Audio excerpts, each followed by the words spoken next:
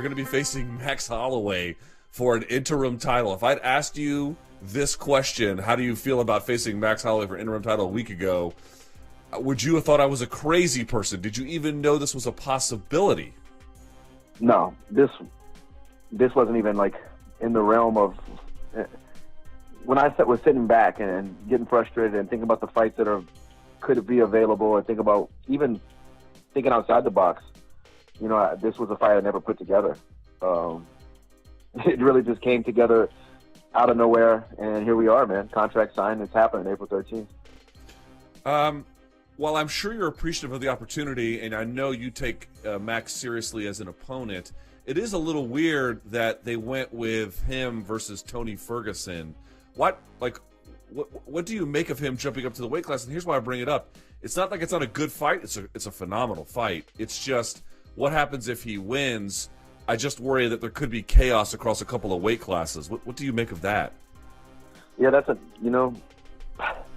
lightweight is already mixed up so bad right now. So I don't know. You know, I've said it before. I'm not a matchmaker. I don't call the shots.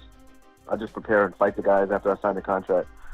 So, you know, I was getting frustrated with the whole situation at lightweight, and that's just what it is. You know, I don't know what to say. I'm not a matchmaker. I don't know the logic behind the decisions they make, and but I'm happy with this one. Are you happier with this fight, or are you happier with what would have been the Nate Diaz fight? I know it fell through, but what I'm saying is, at this point in time, which one were you happier with?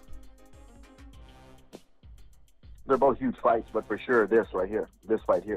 I'm fighting to put that gold around my waist, man.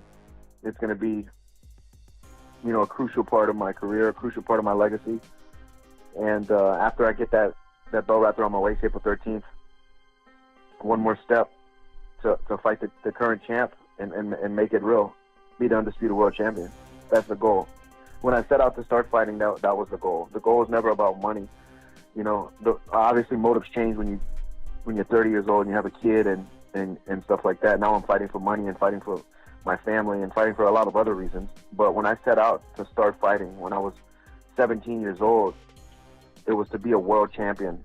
And you know, back then there weren't a whole lot of organizations, and even still to this day, the most prestigious is the UFC, you know, title. And in a lightweight division, you know, arguably the toughest division in the sport, the most stacked division in the sport, to be the champion of that division is huge, and it's a goal, and I owe it to my family to make it happen.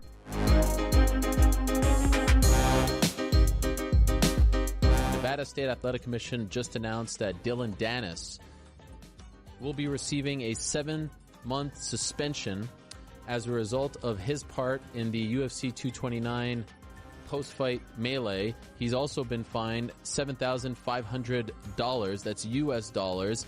And this, of course, is retroactive to October 6th of last year, meaning come May 6th, he will be good to go. He's kind of been in limbo. He's been on the sidelines for quite some time. He's been wondering if he's going to receive any kind of suspension. And so now the entire 229 picture has just been wrapped up. And if you're keeping score at home, Zubaira and Abu Bakr got a year. Khabib got 9 months with the ability to drop it down to 6, but it doesn't sound like he's going to be doing that. In fact, it sounds like he's going to be sitting out for a year. Conor got 6 months, and Dillon Davis got 7. If I'm being honest, I feel like this is a little harsh considering the fact that he really, you know, if you want to say that he instigated it or ignited it, fine. There's still no real evidence that he actually said anything or did anything that would warrant a 7-month suspension. But now we know, and the whole thing is up in 2.5 months, so I guess no harm, no foul. Although he had already said that he was supposed to fight in either January or February, and those opportunities could not materialize because of this. But all right, so that's it. 7 months for Dillon Davis.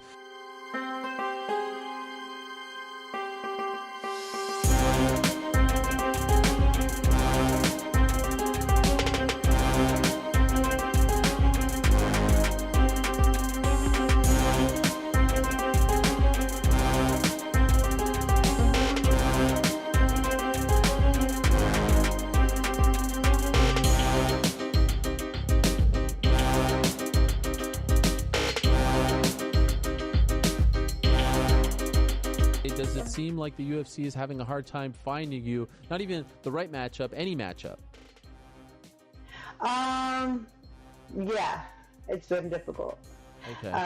So I think they're just waiting for a couple of fights because they're trying to see like how the division's going to play out. Because a lot of people, like a couple people left. Some people were taking time off. Some people had fights. So I think they're just trying to see like how the whole division was going to match up before they matched me up. Because I'm number 3 right now. So I think they're just trying to see where I'm. How the rest of the division plays out. I know that Joanna took some time off, and I know she's back. So that's something I'm also interested, something like that. And then, also, the number 3 spot right now is currently we're sharing. So, that would be nice too to get that number 3 spot.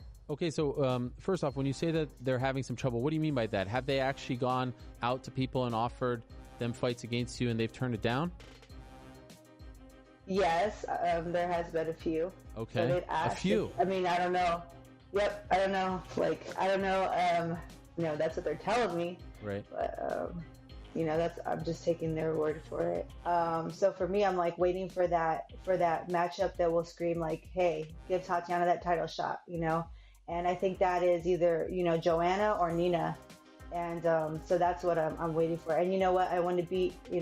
That's what, like, a lot of people are not like, oh, I want to go fight Joanna, but like I do. She's a great fighter. A lot of people. She's very she's recognized. She's defended her title multiple times, so a win like that would definitely get me a title shot, I think. And then also if I ended up fighting Nina, I think that would be a good fight because it would also be like I'm number 3 now for sure, and no one else is at the top.